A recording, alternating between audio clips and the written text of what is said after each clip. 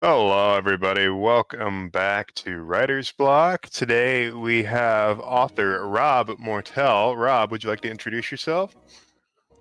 Sure, yeah. Thanks for having me. I'm Rob Mortell, an indie author, I guess you could call me. I got one book published so far, Tales and Treasure. It came out in October last year. Working on a sequel. Hopefully, get it out by the end of this year. But I'm a fan of the show and just excited to do some brainstorming with you guys. Happy to have you. And I also have Rob's Blue Sky link below, so make sure you follow him so you can find out whenever he drops a sequel and check out his first book, of course.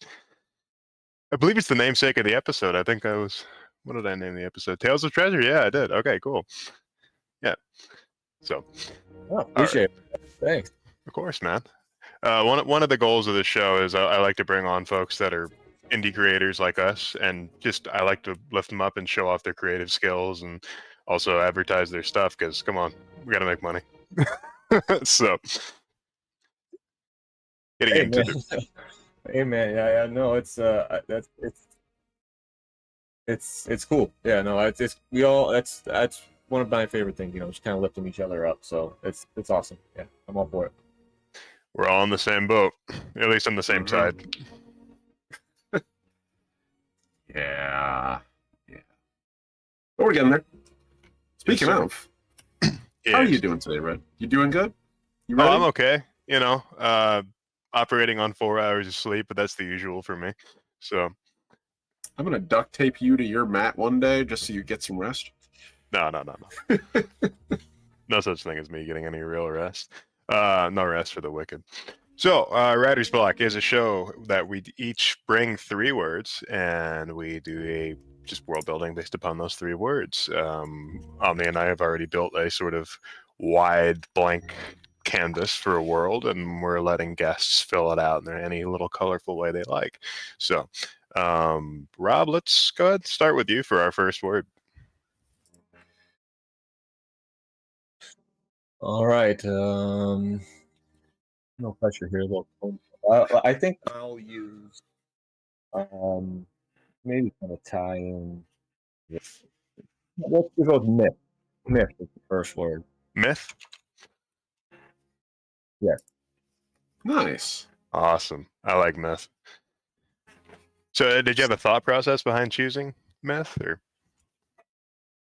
No, I just not to um promote myself too much, but one of the things I like about fantasy and things like that is the smaller pieces of folklore that are woven throughout different pieces of literature or gaming or other bits of fantasy and sci-fi and sources like that. But and I think that's a lot of just being human. It's just the appeal of myth to our just our daily lives and how prevalent they are still today. Absolutely. I really like that process because that's one of the places I always like to start world building on stuff too, starting with the stories. And then the fun part gets to which of these stories are just stories and which of them are fake. Right. hmm Yeah. Awesome. All right. Omni, what is your first word? Oh man, that's a great word. It I'm is. following that up is gonna be tough. I could choose myself. You know what? I will, because I don't want to make all the clattering of digging out dice. I will go with the word I. EYE. Um, so in this particular one, I like the idea of the idea. Ah, I like the idea. It's the when I get to make those miserable puns. Um, I like the idea of eyes not just as the thing that we see with, but also as the symbol of it. I think that that's one of the things that's like the easiest to tap into in terms of like making something unsettling is either giving it too many eyes or giving it no eyes. The idea of being perceived as inherently a vulnerability. And that is so fun to play around with. One of my favorite tropes is the eye of aversion, where you literally just take a knife and you make yourself a square, and then you put a little line through it, and that's an eye. And the idea is supposed to watch over you and protect you from things that you can't see. Stuff like that is really fun to play with. So the imagery of eyes and the concept underneath eyes more than literal eyes. But if we want to do like a literal eyeball, sure, run with it.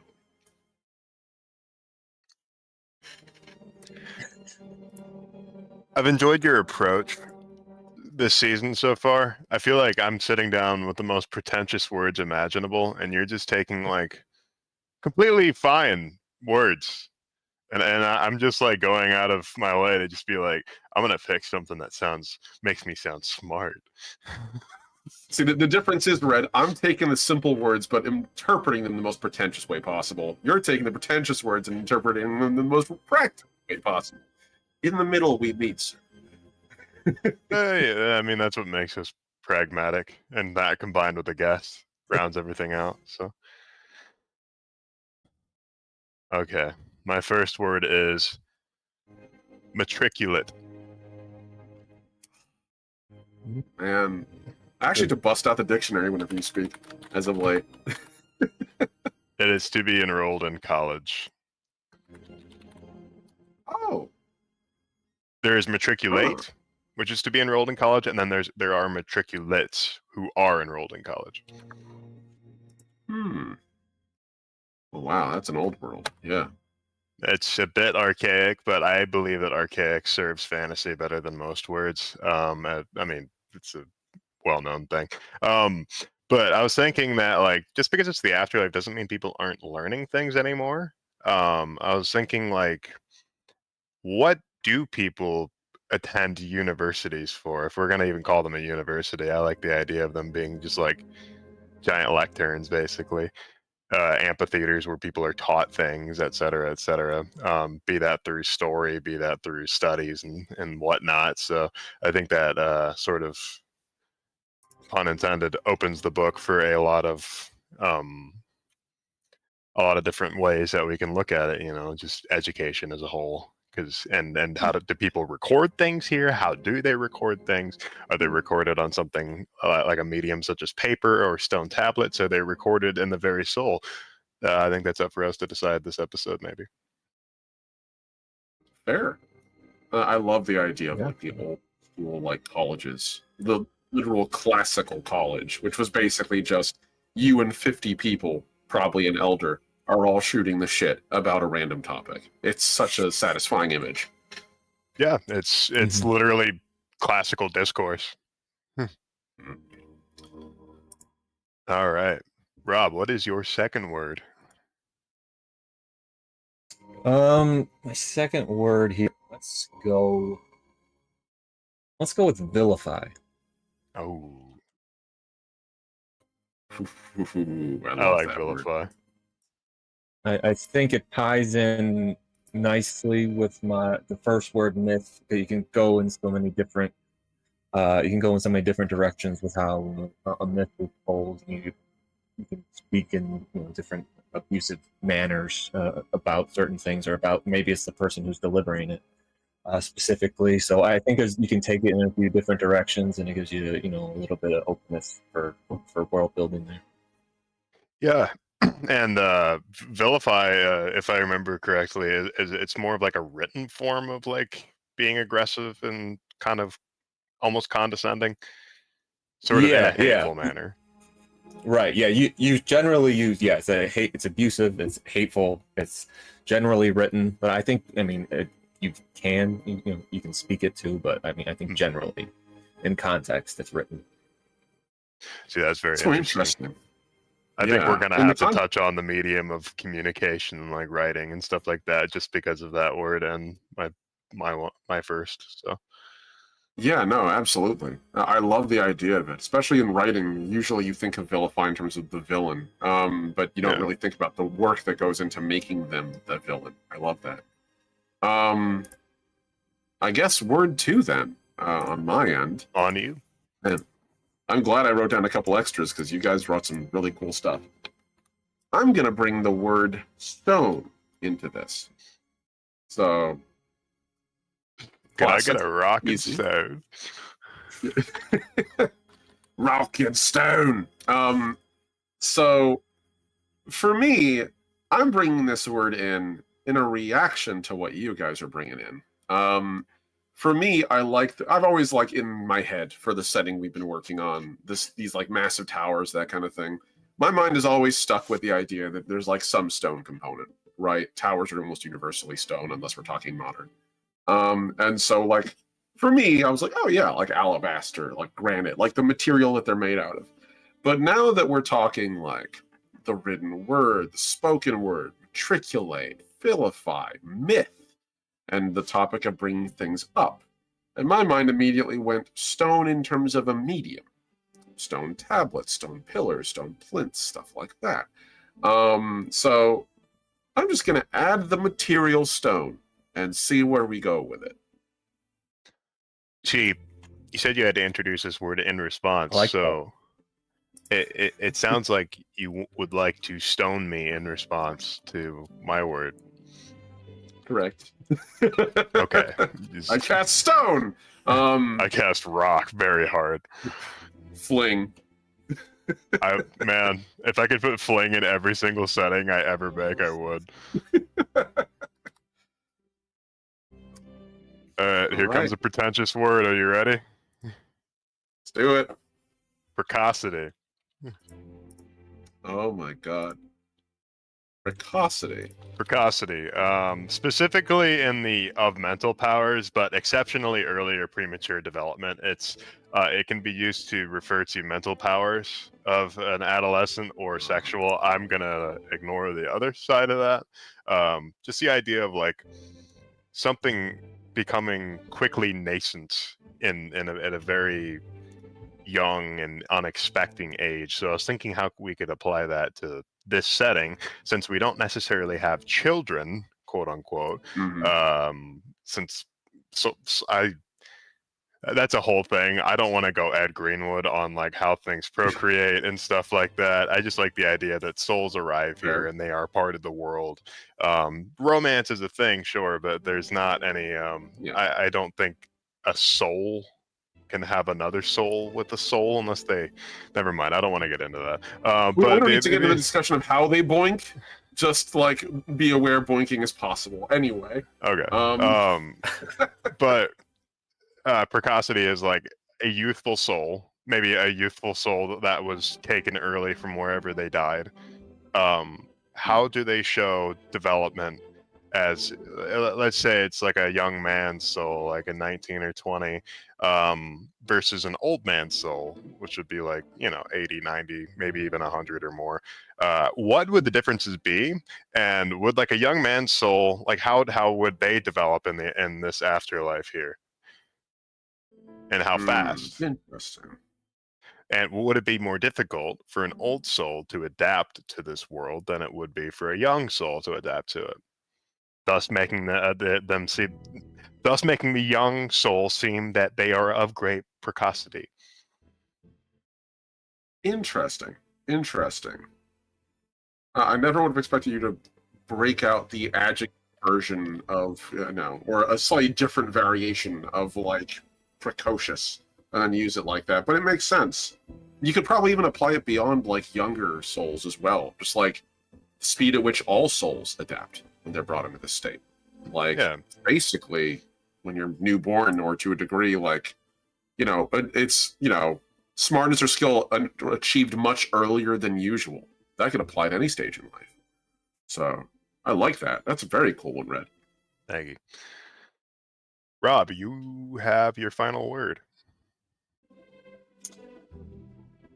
Yeah, I think this one will tie in nicely with precocity. Guys. Ah. Classic. A soul who has put on the appearance of somebody much older, or it's a myth that's just pretending to be, that's misleading in some way, shape, or form. But yeah, I think you can go in a lot of different directions with it. So yeah, guys. So good. I love that. I like guys a lot as a word. very And, satisfying. Yeah. I'm thinking about all the ways I can apply that, but Mm. I'm gonna let Omni go with his next word while I'm thinking about that, because when we get to the world building, I'll probably have something by then. Yeah, no, absolutely. My mind immediately was like, it's just a nicer, more satisfying way of describing a disguise. It's a little more hoity-toity, and I like that because it implies a degree of artfulness that a disguise can be a Groucho Marx mustache and a pair of googly glasses, but like a guise is a little higher class than that, both in the name and in the intent. Which is why I'm going to use my next word. It's going to be the word cloak. Ooh, okay. So I was going to bust this out anyway, no matter what. But so for me, I think I want to leave this word as vague as possible for interpretation. I'm really liking the idea of these words being in reaction to what you folks are bringing to the table. And in this instance, the idea behind cloak being both to conceal, but also the object. A garment thrown about usually around your shoulders or in your head in order to obscure yourself and also protect yourself. Which sort of feels like we're building in this direction a little bit with like guise and cloaks. So like maybe the mechanism by which that works, or maybe the tool, or someone who utilizes a cloak as a tool, as a part of a guise. So, but I'm also willing to use it as like the verb, to cloak, to render oneself invisible or hard to see, that kind of thing. Like, please feel free. So there we go. My final word. I've been playing Marvel Rivals, so whenever I hear cloak, I think of Cloak and Dagger. And Cloak and Dagger are a very old superhero duo, but Yes, they are. I also Yes, I come around to the term Cloak and Dagger because like guys and cloak, it's like okay, Cloak and Dagger, it's sort of like backhanded backstabbing tactics. So I'm thinking of ways to tie that in with the other prompts, but I wanted to use my final word, which my final word is kind of a curveball, and I realize that ablution. Ooh, I love that word. I haven't heard ablution in a while. It is a religious washing of one's body part. It's usually feet in Christianity, because apparently the Bible was written by Dan Schneider. But no. So no, I just think it's sort of like it's a very symbolic gesture.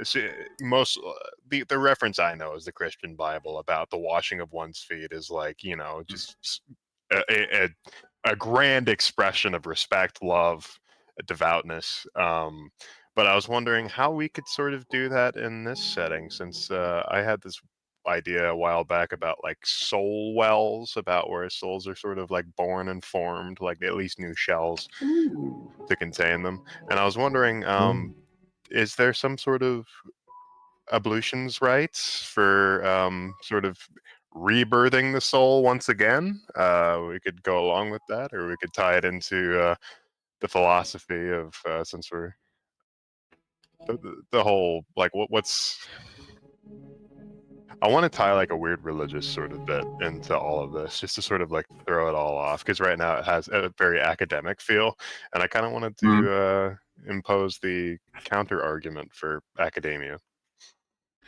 So the funny thing with that is this is where I get to tout my prior Catholic experience. Ablutions also, ablutions also is the term they use before a priest delivers rites.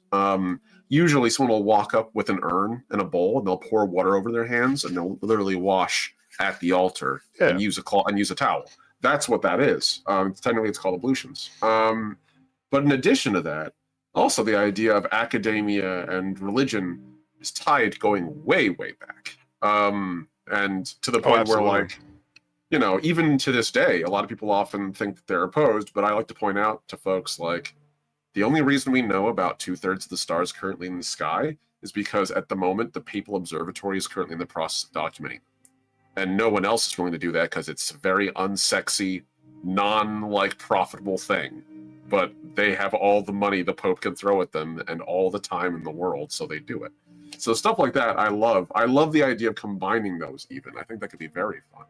Scholarliness is a matter of saintliness.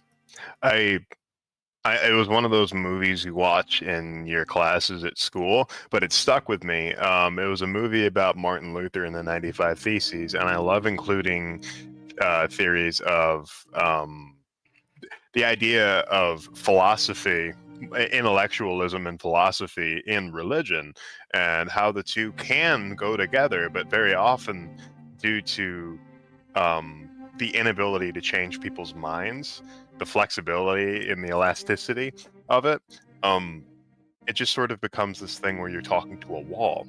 And it takes so long and so much force and so many mouths to be able to push through that wall. I mean, I believe 13th or 14th century with Galileo, they locked him up for the rest of his life because he like completely proved that the Earth is not the center of the universe and it is certainly round. And the church is like, we've been telling everybody wrong the whole time, so you're going to make us look like an idiot, so we're going to lock you away. Because so I'm thinking, how could we do something like that in this setting? Because I always like doing those sorts of things. I don't want to have it be like exactly like, oh, you know, courtly type stuff, and you know, it's a battle between major factions. It's more of like an intellectual versus religious on a smaller scale, like people butting heads and refusing to give way to one side or the other. It creates factions that way too, through that conflict. Like I said, I don't think it needs to be as massive as like the Catholic Church versus one man who wrote 95 things that I don't like about you very much. It's just like basically, you know, but it's just No, that's fair. and obviously this ties in with technology and like how communication is going to be carried out in this setting too, because that's the reason Martin Luther was such a prolific figure in the first place, is because of the technologies that were used to carry his work, i.e. the printing press. So but yes, I'm going to stop talking for a little bit. I've realized I've been on a tangent. Need to hand it over to the guest. Yes. No, I think that could work really well. Some kind of ritual that's you know, I like that plane of the academia and religion. You know, I mean, it works well with your cloak and with your disguise and your. I mean, they're the question is how far does it go? Is it something that has been disguised? Is something that's been misinterpreted in stone for a long time? That's that's been a myth that's been passed down, or maybe it's these early entrants into whatever academy or religion that we're talking about here that are misinterpreting certain religious evolutions, how you say it, that we can kind of go in that direction. I think the words tie in really well, and I do like that the conflict between church and academia, and I like it on a smaller scale. Like I said it when I first started, like I think the smaller stories of a world are the ones that kind of interest me most.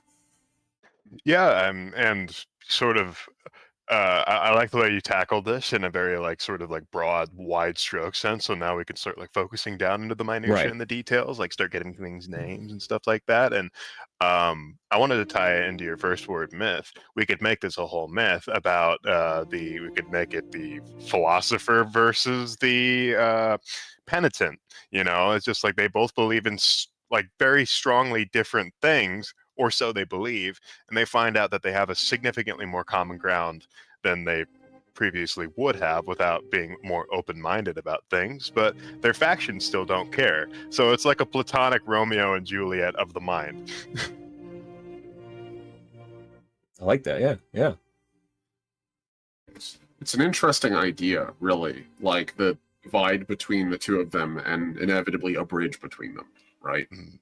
Which usually that's like how it's always shaken out in history, is like you have usually the most extreme elements of both sides of that divide, like on one hand blind faith, on the other hand slavish devotion to knowledge and the gathering of it. And usually in the middle is where the truth actually lies. Like being willing to admit you don't know everything and also being willing to admit that there are some things you can prove. And somewhere between the two is where sanity lies. I very much like the idea of this being a myth. Maybe this is the creation myth of another faction. Like this is what led to them. So like there was an epic battle between these two. And now there's still like the remnants of that, but there's like something that was born from that conflict between those two sides. Because that's the whole point of Romeo and Juliet at the end of the day, at least from the perspective of like the world building, is it would bring the two of those houses together, seeing that they just killed both of their heirs. Also would make them both extinct, hilariously. But at the same time, afterward, you know, they're like, oh shit, maybe we should stop this. And so that feels like the natural conclusion of this story. Or we can go with the tragic side of it of this did build to something, and it never healed the rift. It just created a massive one, and this is just how they understand that rift on both ends, and they'll never forgive each other. So, what do you guys think?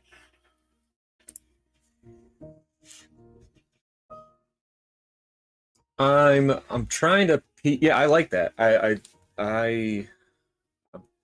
I'm trying to, you know, kind of narrow some of these down into that start. I do really like the idea of it being a whole overarching myth. That seems really cool. Trying to just I work a little slower here in my old age. I'm getting there. I'm getting there to put a couple of these pieces together. But yeah, no, I think it's headed in a cool direction. No, I understand. The thing is about this show is I don't ever want anybody to feel pressured to like completely like bounce, iterate like right away off of things. If you need a minute to think, totally fine. Omni and I are like bullshit champions. Like we can tie as much time as you need to think about stuff. I was thinking since you're Omni, I really like the idea that this is a creation mythos of another faction, and I'm trying to like tie in like somehow this will appeal to your background. I was thinking of calling them something like the bibliotex, like the idea of like they are scholarly, they're orderly, but they're also sort of like a religious group that maybe has saints that are philosophers and martyrs and, you know, just pious beings alike. I almost like the idea that this faction is kind of lawful evil too, if you wanted to look at it from that perspective, is that they are very controlling and domineering. The idea is that the information that they have, they don't think that the common soul should have access to. So it's sort of that side of religion that's like, oh, we shouldn't let the average parishioner be able to. We don't want to teach them Latin. We don't want to let them read the Bible themselves. We want to have our people that we have ordained to do this interpret it for them. So I think that's sort of a central conflict of the faction versus other factions. I think they think they're completely in the right all the time. Maybe there's one errant every now and then that sort of breaks away and is like, no, this isn't right, and leaves. But I think for the most part, yeah, they believe knowledge is sacred and it needs to be protected through any means necessary, and they're willing to be a warring faction for that reason. I like that. I like that a lot. You know, you said the idea of these like this force controlling that knowledge, and my mind immediately just flipped to an Alfred Molina speech from Steam Boy. Some of the blessings of science. Look, it's a good movie. It's a good movie. Oh my god! But in it, the blessings of science is this really great speech where there's a scientist basically talking to people, and it says something to the effect of like, science isn't for nobles in their houses and monks in their cathedrals. Unless it's used for everyone, science is pointless. And it's really powerful stuff. I would recommend is like that bit alone is worth watching the whole movie for. Genuinely. Also, it's Alfred Molina, and the guy like it's Doc Ock, man. The guy knows how to speak. Yeah. So like, I very much like the idea of that being the central like thing here. I feel like we could tie the eye in here as well. So like the idea of gathering knowledge. of things being seen and recorded. This feels like a natural place to pull that in. That combined with the matriculate, like, to me, my mind has this image of like this group gathering knowledge, and wherever they gather this knowledge from, they leave behind an eye to watch who might acquire it and to drive off those who might be interested in following in their footsteps. So kind of like a little bit of, my mind goes a little bit to like the stereotypical Illuminati imagery that we see in so many very like sort of cheesy mystery novels, that kind of thing. The ones that really don't understand that they were just kind of a men's club, really, more than anything, like a men's club of a bunch of builders. But yeah, like I very much like the idea of that, of like this faction being like, yes, we witness things, and we witness you, and you should know, if you try to follow in our footsteps, we'll see you. Like, be warned, kind of an idea. The eye is a threat, not merely as an object of observation, but the eye as a threat being perceived. Here we go with the 1984 rhetoric again. When it stops being relevant, we'll stop doing it, Red. See, my mind has kind of gone to this is a myth that is kind of getting passed down in their creation, where you have like a young initiate into this faction who is traversing through the land, picking up certain like stone tablets, aka like your 10 commandment kind of things. Like picking this up as he goes along, you know, that brings in the stone a little bit, but maybe these stones or whatever are double-sided. They can be interpreted in different ways. They're double-sided with similar messaging on both sides. And it's a spoken word myth that kind of gets misinterpreted or passed down differently as it gets told to each different person. Each person has a different way of telling it. That's where my mind has kind of gone down that path. But I really like the idea.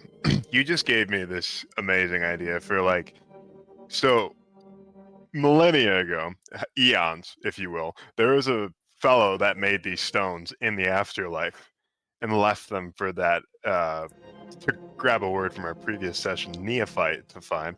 And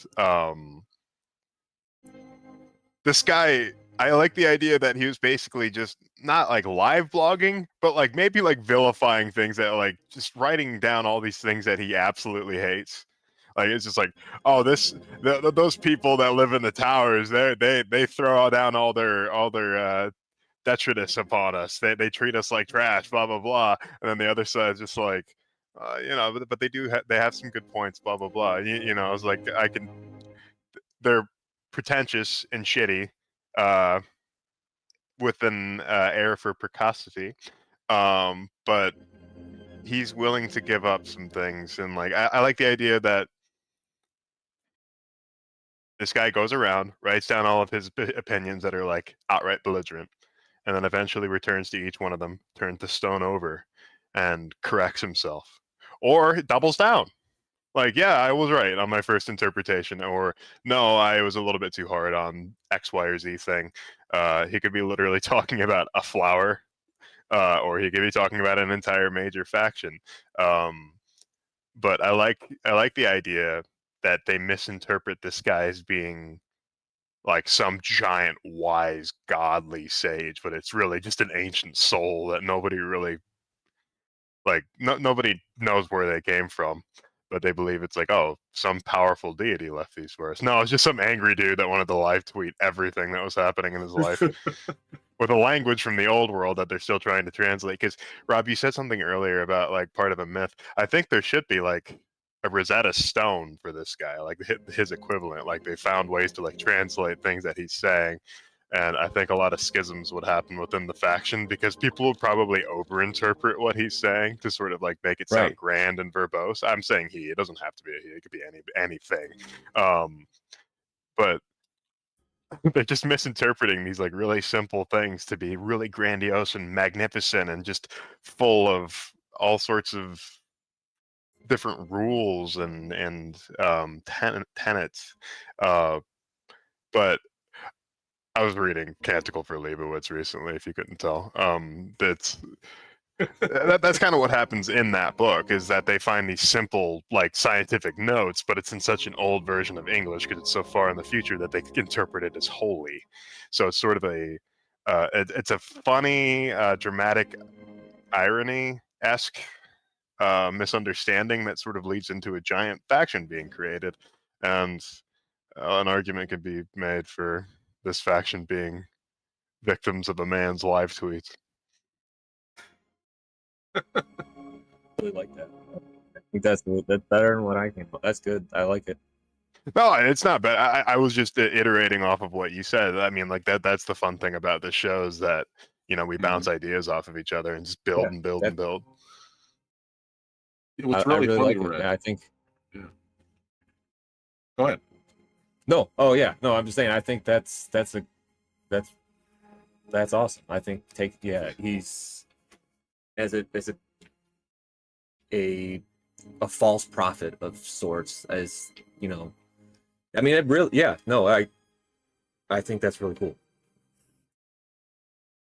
The funny thing is, you mentioned like false prophet, and we're talking about like basically someone's like more or less someone's like burn list becoming the core of like a civilization or like a faction. Immediately ties me to, this is gonna make you a little ticky red, but I love it. Destiny 2, and in it there's a character in it called Osiris. His whole thing is he literally uses math to predict the future. It's whole shtick, but for him it's formula. Like it's not, it's like vague and scientific, and it's not to be taken like as holy word. And he starts handing these things out. People like, this is what I predicted. This is my mathematical thesis. People start reading it like it's a holy document and literally build a cult around him. And he's like, the hell is wrong with you? It's math. Leave me alone, please. And like eventually the city kicks him out because he keeps writing these things. He's like, no, I'm gonna keep releasing them. They're important. And everyone's like, bruh, you're making a religion out of this. He's like, no, I'm not. I'm making math. And they're like, it's not math. It's clearly not math. Look at the throngs of people behind you. And he's like, they're idiots, but they got the right idea. And I'm like, oh God, you're such an asshole. And I love this. I love the idea of like accidentally founding a faith or accidentally founding a hardcore like group of people who follow you, especially when the person who did it had zero intention of it. It's such a wonderful type of pathos to have, where your character's like, I know what I'm doing. The hell are all of you doing? And why are you listening to me? Right. I like where we're going so far with this. Yeah, me too. Are there words that we have not really covered? Because we got myth, we got eye, because that's sort of their symbol, right? Is the eye. Maybe it could be instead of like the square with a line through it, it could be like a diamond with a line through it, or like, yeah, you know, that's what I meant, like an off-turned square. You said square, and I was just like, it's technically a diamond divided by a line. Is what it is. It's like it's like a cat eye, basically. Vilify, yeah, we got that. Matriculate. So what is this faction's like? What does their culture look like? Is there sort of a hierarchy? I'd imagine there would be.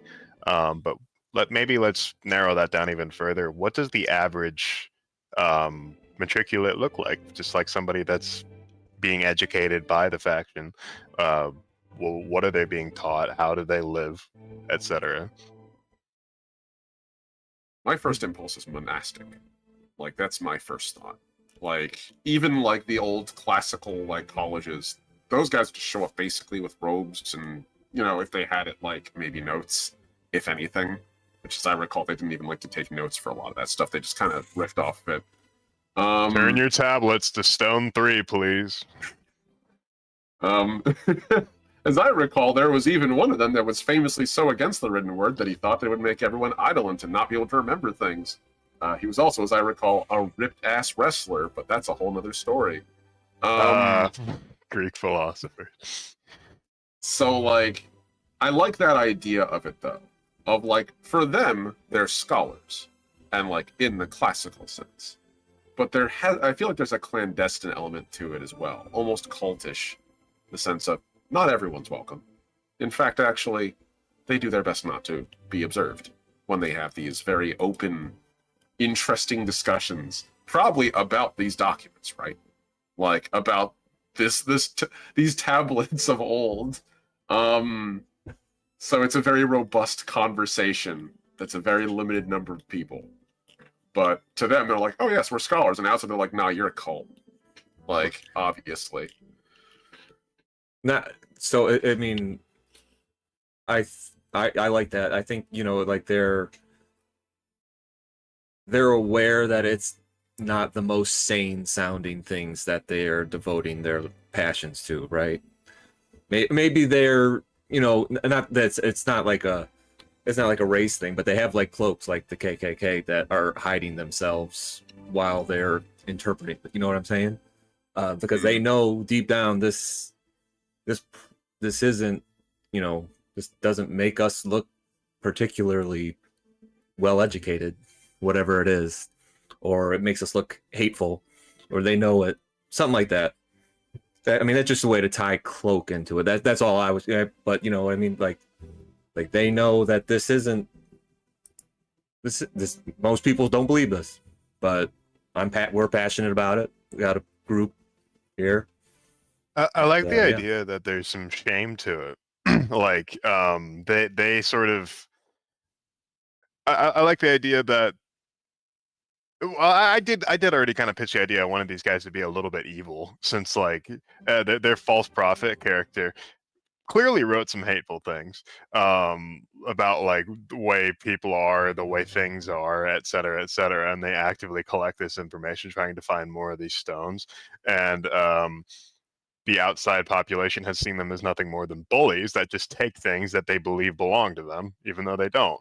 Like, I'd imagine that they've confiscated a lot of artifacts that they believe involved their false prophet. So yeah, there is some shame to it, and throughout history, or we could take it in a completely different direction. The robes of the clan were actually taken from Spanish Catholicism, and the penitents would wear these in these like big grand parades, and they're very tall, pointed, and they're not white. They're color coordinated based upon the sin that you've committed, and the idea is that as a Catholic, I have sinned before God, and I am showing my absolution by saying, hey, I have committed this sin, but look at me, I am still pure in the eyes of the Lord. So I think that this faction sort of brainwashes their people into believing the latter, while the former is true. They sort of see it as like, oh, you're going upon a holy sacrament to wear these vestments is a great honor. But in reality, no, whenever you see those, I think these guys are like almost like information crusaders. They literally just go around and bully people and take their information and just steal their things. They're like the Brotherhood of Steel, but more. We're making a kleptomaniac like Crusader manosphere, basically. They're kind of like Demir from Magic the Gathering in that sense. They're very underhanded, and to tie to Cloak and Guise, I imagine that a lot of these people are spies for other factions. Other way around, they're spy with this faction that operate under different guises upon other factions, taking what they know, slowly stealing their stuff. They're kind of like leeches, you know. They just sort of suck the life out of things. I can see that, yeah. Honestly, it almost has this sort of like, again, and you mentioned like shame, also fear. Like, you don't erase your existence wherever you go if you're not afraid of being observed. And I feel like that, like, in and of itself, like, is telling, right? Anyone who's willing to stand in the sun, usually there's like at least some level of bravery, right? But folks were like, yeah, no, we can't be observed. The second we do, like, it'll be the end. This is what'll destroy us. And it's like, destroy what? Your weird little gripe club and your book club about how your gripes are all lined up in a row? Come on, like, it's not that bad. And they're like, no! Holy text, leave it alone. Like, I like this idea, this imagery of like this almost self-sealing circle of knowledge behind themselves. That they are everywhere, but largely it feels like they're there mostly to observe and then make sure they're not observed. It's very Ouroboros-like. Or it's like, it's almost kind of only a problem because they're there. They'd probably be safer if they weren't everywhere erasing their presence, like putting spies in all these networks to be potentially found out and discovered. Like, they might have even gone further than they've ever been noticed, and just because of like, we want to make sure they never find us. Like, okay, strange choice putting a member of your court there, but yeah, sure, we'll go with that. Like, I like that. I like that we're building this. It's very, it's very tongue-in-cheek. I like this. Dark and tongue-in-cheek. Tongue-in-cheek. They're like school bullies that try to get your homework instead of your lunch money. If you tell the teacher, ooh, I'm gonna kill you. Yeah, sure, I'll kill you. So with ablutions, that's a word that I've been trying to figure out this entire session how to tie in, and I think I figured something out. So Rob, in previous episodes we talked about how the soul is sort of like this liquescent thing that can be sort of drained. It's sort of, your soul becomes drained whenever you bleed, essentially. Your soul is just an amalgamation of things inside of a husk. So I was thinking maybe part of ablutions is there's like a communion bowl, quote unquote, and you cut your hand and release the information that you have gathered from your memories into this bowl. And there's some grand maestro that drinks this bowl, takes in the information, and then spends the time between these rites recording everything.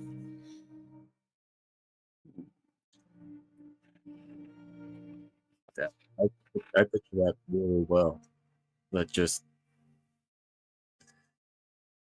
lining up after a service or whatever you want to call it, a meeting, sacrificing their knowledge, whatever they consider their knowledge, for the knowledge of their group. The leader absorbing it all and doing, I don't know, absolutely nothing with it. It's that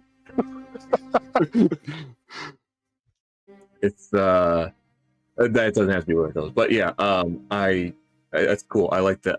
That's a good image. A library not meant to be read. Yeah, right. This guy's cultivating this giant repertoire of information. Like, his soul has grown fat from the amount of information he's absorbed. But he's just like, nah, I know everything. So I'm not going to tell anybody, but I know everything. Like, it's also very reflective of like modern culture and how we're feeling about a lot of the I'm not trying to get political, but like the rich people. It's just like, they have all this money and they could give like so much of it back, but they don't want to. They'd rather just sit on it because it's like, hey, in case a recession happens, it's like we got to have something to sit on. So these guys think, well, if one of my agents dies in the field, I'll be here and safe to maintain the information. And isn't that what we're after at the end of the day, the information? So he sort of creates this need for himself, or them. It doesn't matter what they are. They could be he, she, they, neopronouns. I don't care. But like, the idea is, they create a need for them to exist by the sound tying and precocity. I think that these are young and ambitious souls that are like, they find out about this faction, they get smart, and they're like, I'm going to go and steal as many memories as possible from other people. They're killers. They're like soul stealers. And they become these, I guess we can call them abbots, in this particular case, because their soul is fat with memories and knowledge. So they create this usefulness for themselves after being, they're like knowledge vampires, almost.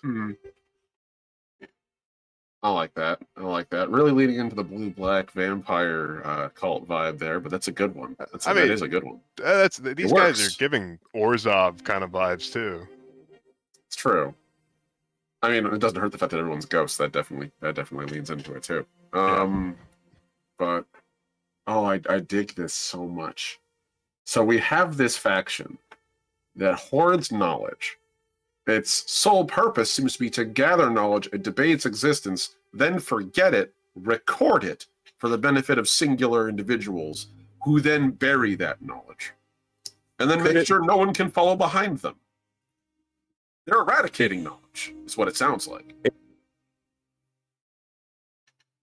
It seems to me like it's setting up like kind of a like an MLM, a pyramid scheme, where you got one guy who, and then they're recruiting these new people.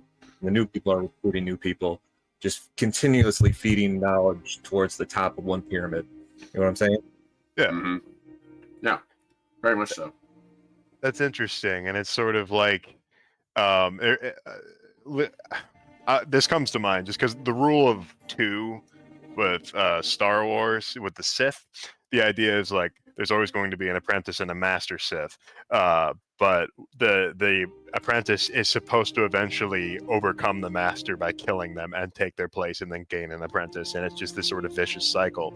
This has similar vibes to me, is that if an agent, neophyte, cultist, whatever you want to call them, decides to start going rogue and hoarding their own knowledge and memories and information, they can then challenge their abbot and be like, I know more than you. And they sort of just have like a intellectual discussions of philosophy until one of them yields.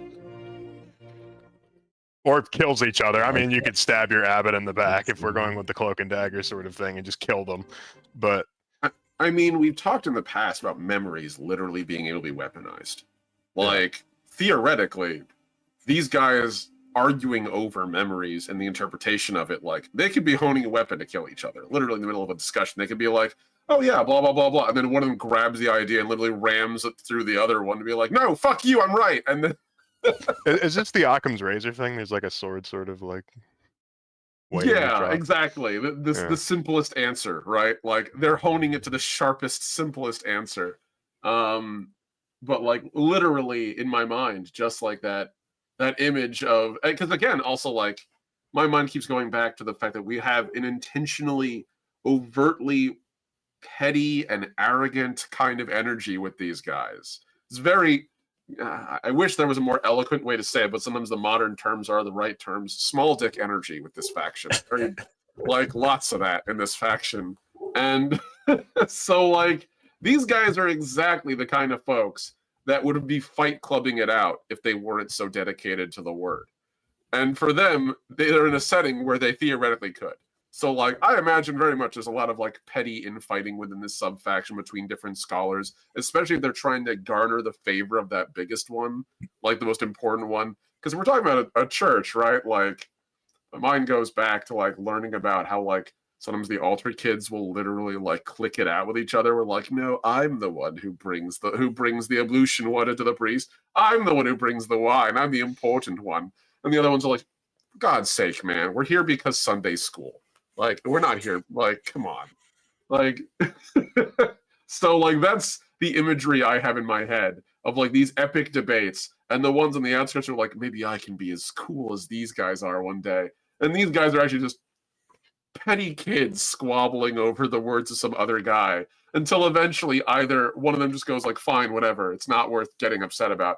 Or one of them literally gets so rage baited that they just grab the idea and bludgeon the other one with it until they submit. Like, it's such a fun image. It's so childish. It's using thought bubbles like mace balls. It's so fun. I love this.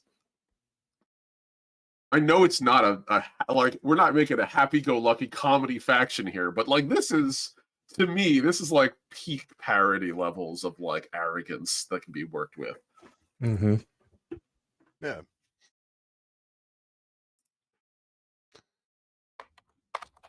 Looking through our words again.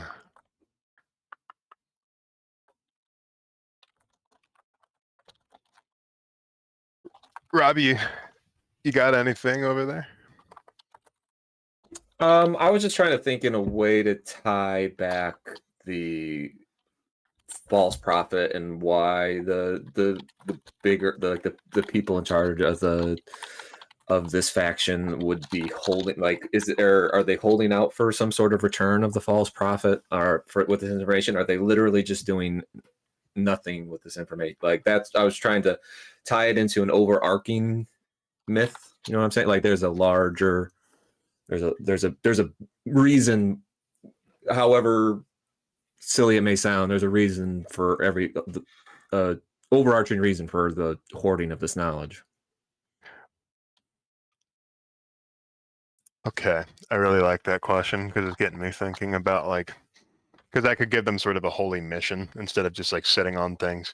I like the idea that these memories that they collect, as souls and information, as it's sort of like brought into the abbots, they become more and more powerful because they have more access to a lot more variety of memory-based weaponry, or they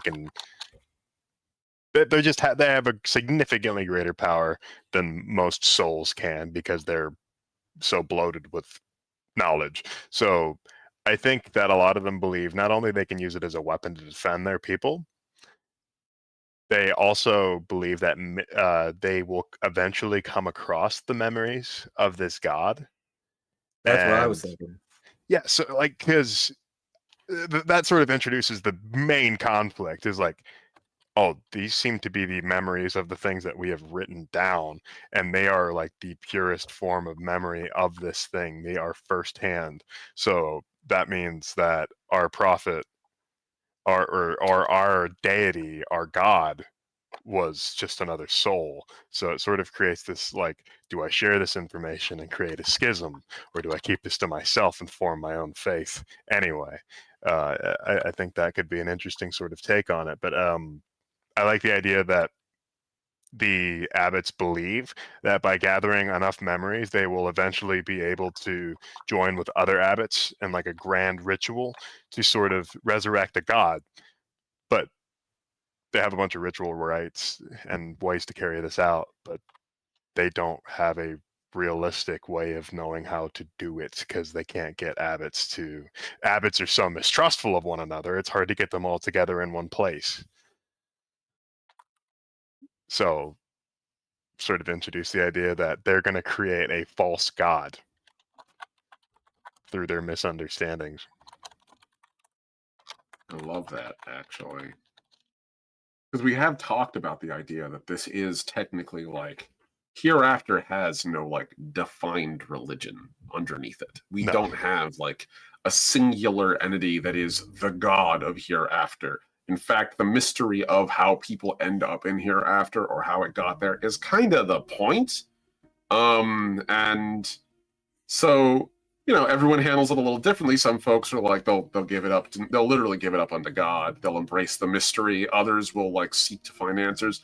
These guys sound like they're not content with finding answers. It sounds like they're content with making an answer. They're literally like, there is no God right now, but there can be. What's the line? Life is good, but it could be better. Like, literally that. They're doing that. They're literally manufacturing a deity to bring order to this. Oh, they're an order faction. They have to be an order faction. Oh, like we talked about, like order and disorder before. It's like the two opposite sides. This is definitely order. They're just a sort of scumbag version of order. Like, they're supreme scumbags, lawful evil, like through and through. Yeah. Oh, Rob, I really like that idea of like this, like what are they doing? The false prophet returning, because that could be interesting. Because they're talking about making a god. What if they find a husk and start slowly rebuilding the prophet, like slowly filling it up with the memories that they find of the prophet? Because that's a whole fucking novel's worth of stuff that you could write. Yeah, it is. Yeah, I love that's that. cool. Yeah. I mean, the name of the story would be Rebuilding the Prophet. And that's a really catchy title, I think. Like, because it's like, what the fuck does that mean? And it gets you sort of interested in like, what is this shit? So, forgive me, my line cook's mouth is coming out. I've been so good about not cursing. Actually, we're way past the 5-minute mark. I don't care. But Yeah, we're good. No, dude, I dropped small dick energy like 15 minutes ago. I think that's fair. Man, just when I think we're about like at the end of this, like rolling out the last bit of toothpaste from the bottle, you keep finding more, like I could write a whole story about this already. Like Yeah, no, this is really cool. Yeah, I got tons of short story ideas bouncing around the old head. No, this is cool. Yeah. I think I've got a name for this faction working at the moment. Please feel free to change in the future. So far I'm calling them the Cloister of Glaring Eyes.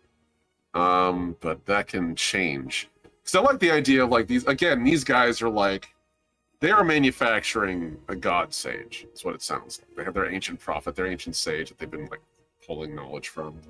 And they're like, at first they're like, yes, it's a god. Obviously it's a god. And then like, it'll be a god when we're done. And so like, I figured Cloister of Glaring Eyes implies that hostility a little bit. Yes, they are learning. Yes, they're observing and judging. Very judging. Because we're very much getting that energy off of these guys of them being very like, it isn't merely that they're gathering knowledge. They're leaving pronouncements and judgments on it. Like, I think that's what like the motive of that original God Sage was they were on a quest to understand the hereafter. And their only way to do that was to interpret it through their own perspective. So like for them it's 50% like what they found, and then 50% the arrogant pronouncement of what their opinion on it is. Its validity, how important or how valuable it is. Literally like the way that old explorers used to go to new places and go like, oh yes, the locals are savages and fools and clearly not as enlightened as us. Meanwhile, they've learned how to cut stone without saws and like literally build mathematical predictions that can interpret the movements of the stars for 2,000 years. Like, well in advance of European folks. Like, it's that level of like, yes, I know better, and I'm going to judge everything as harshly as I can, as critically as I can, picking and choosing winners. So like, I kind of like that idea of like the glaring eye, the Cloister of Glaring Eyes, but please feel free to change that if you'd like. I don't want to change it. I just want to somehow find a way to weasel this in. I think these guys are so pretentious that they sort of make up their own terms for themselves. So I think they refer to their like the way the order is arranged as the bibliarchy. Oh, I love that. The bibliarchy. Yeah. The bibliarchy of Glaring Eyes. I like that. Notably not a word. It's like I said, they make up words because they're pretentious assholes. But it is now. It is now a word. Bibliarchy. God. Put that on I love that. That's list of words that I've come up with that are just absolutely dumb. Same energy as hellacious. Like... it means a really wild hill. That's yeah. No, that's like the same energy. That's like the same energy we get out of like a lot of cults and like men and like again the Illuminati, or like on a much darker turn like the Ku Klux Klan, where they would just like make the goofiest sounding titles for themselves, mostly out of being pompous assholes. Yeah. Right. Like it's not enough to simply be chapter leader. I had to be Grand Wizard, and you're like, okay, Gygax, fucking calm down, relax. You're a guy in a hood. Like you're a bent out of shape guy with a hood. I love that idea. I love the idea of using matriculate as like their baseline neophyte. By the way, that's so good. Oh man. Also, Ryan brought up an interesting question that I saw you started. That I see John started addressing too. What would an apostate look like in this cult? Well, first they have to take the apostate exam. I'm sorry.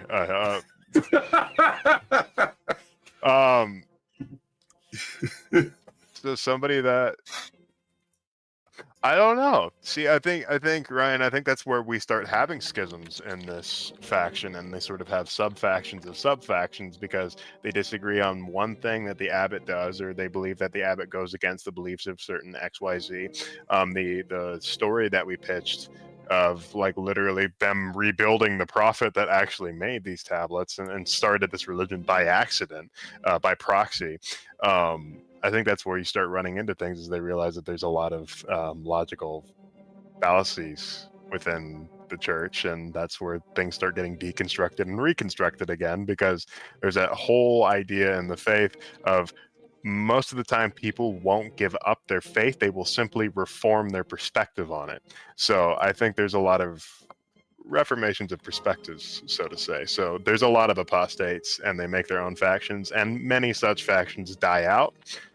There's a reason that the main one is still around, because they're powerful. They have a wide sweep, at least not to the extent of maybe the Catholic Church, but like they have a wide enough sweep to where they are known as bullies, enforcers, extortionists, etc. They're villains. They're criminals, essentially. In the place of no law, they are the criminals.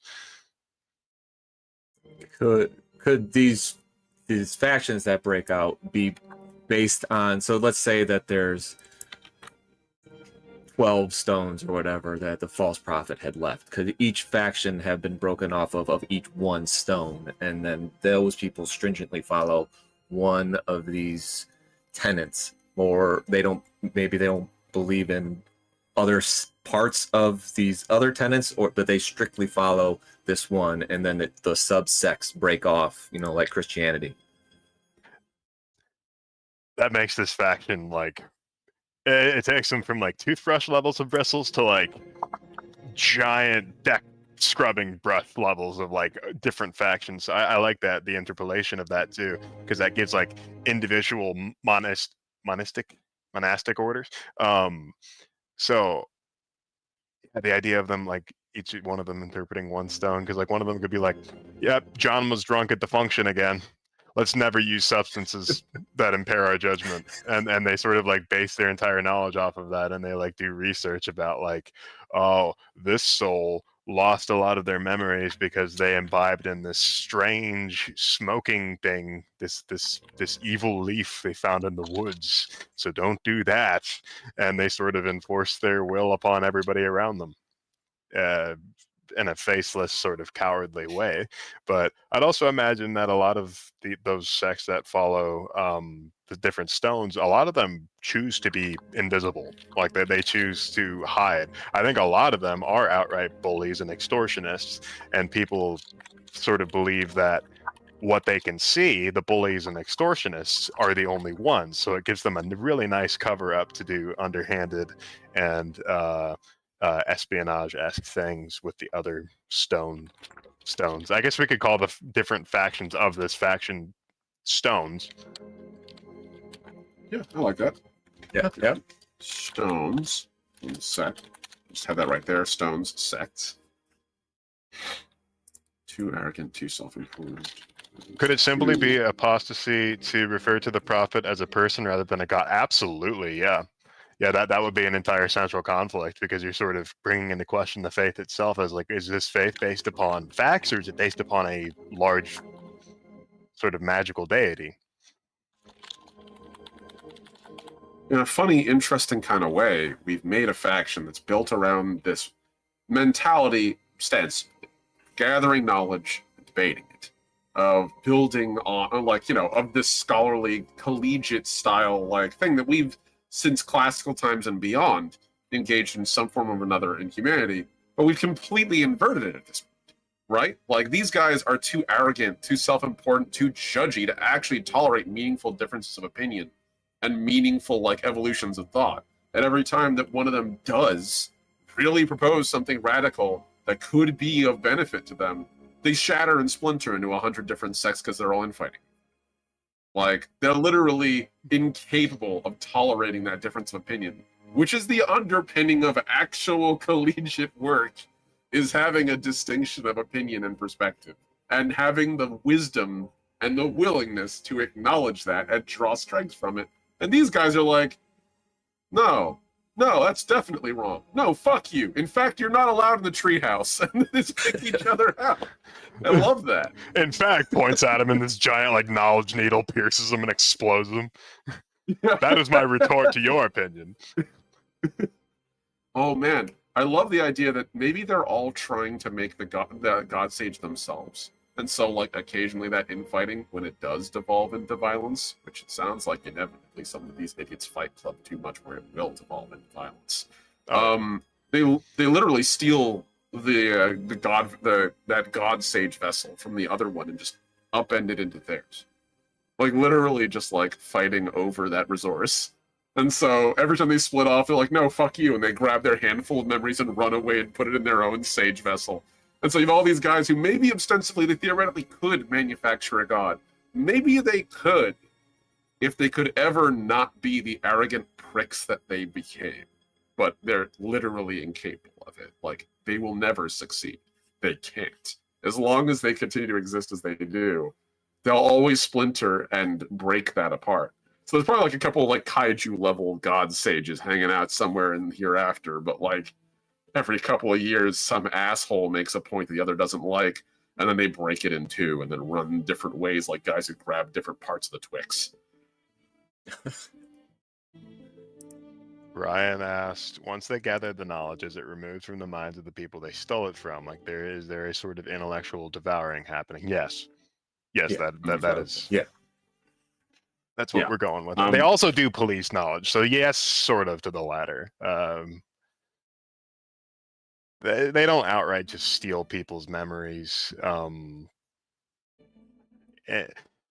The bullies will extort people into giving them artifacts and stuff like that, and giving them curios and having them tell them things, but they won't steal from them in the sense that they're sneaking around and like literally draining them or like stealing from their fonts, etc., etc. So fonts are places where you can keep memories. And yeah. All right. Any additional thoughts? We are nearing the end point of the stream. No. I mean, I think it came together really cool. This is it's a cool idea. This faction of pieces. Yeah, it was cool world building with you guys. That's all. I mean, I had a lot of fun. Likewise, man. You really asked some awesome questions that like propelled Omni and I like really far along. Because especially with the false prophet coming back, I was like, oh, I didn't even have an inkling to think about that. Yeah, we went from a bunch of guys in a dark room basically arguing over like basically a very judgy internal book club. The Secret Snake Club. To like, yes, exactly. To like, what is effectively almost sounds like a Cthulhian level doom cult that just can't succeed because they're all too arrogant. But it's still a threat. Like, I love the imagery of this. It's so evocative. This would be right at home with like, if someone just told me, yes, and the sage's name is the King in Yellow, I wouldn't have batted an eye. 100%. I'd be like, yeah, no, this absolutely works. It's so good. I love this. You guys did great today. We did great today. Yeah, it was fun. Right on. Okay, guys, thank you for joining us. Rob, especially, thank you for being our guest today. It was wonderful having you.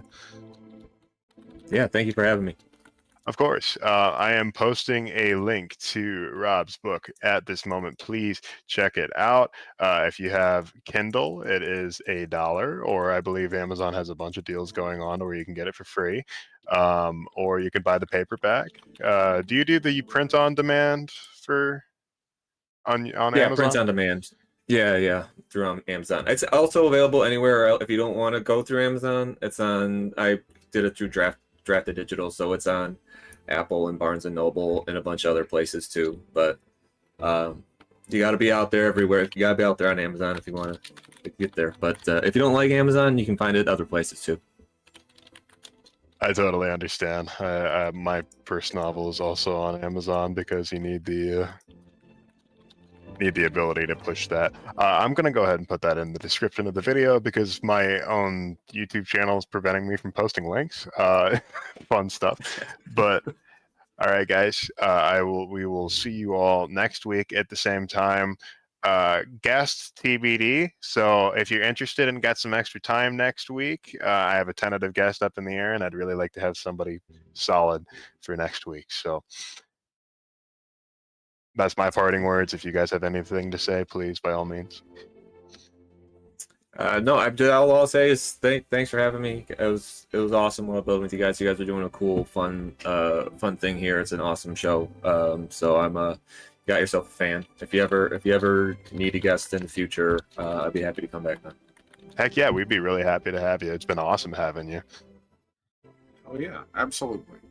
And to all our audience out there, thank you for joining us. Make sure you like, subscribe, share, and keep writing. And check out the playlist because we're up to 5 videos now, so you'll have plenty of stuff to listen to if you're not going to get sick of listening to us talk. This episode and the previous one have a new person on that has a new voice, so hopefully that'll be interesting and stimulating for you. Otherwise, I'll see you next week.